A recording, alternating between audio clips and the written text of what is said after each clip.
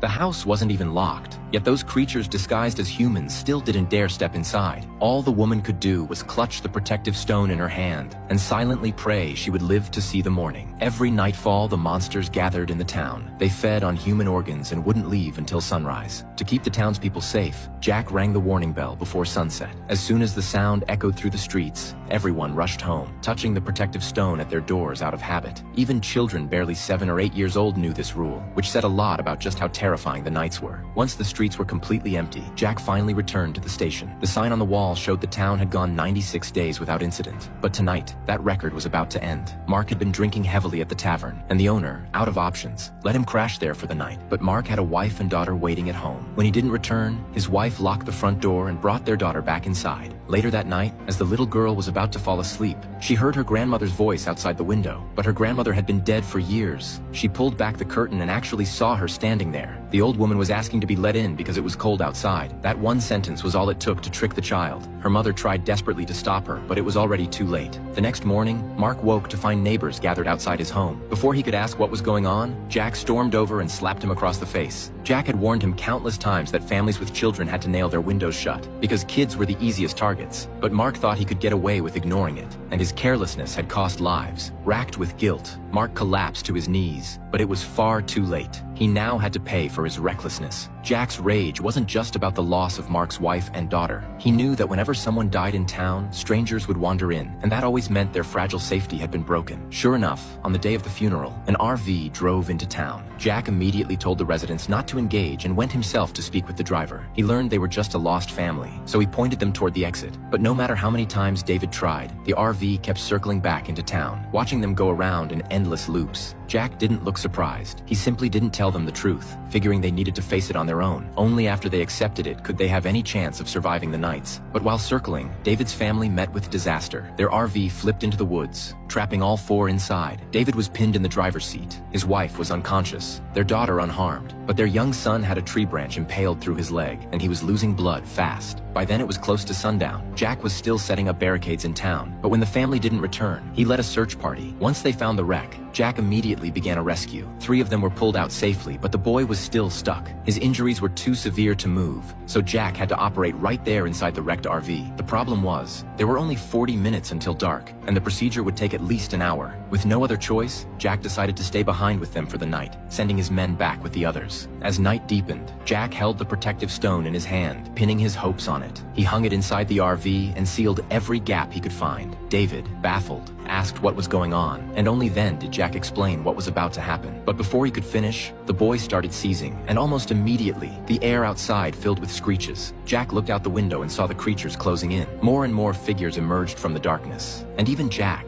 usually the calmest of them all, felt his skin crawl. Whether they could survive the night had become the ultimate test.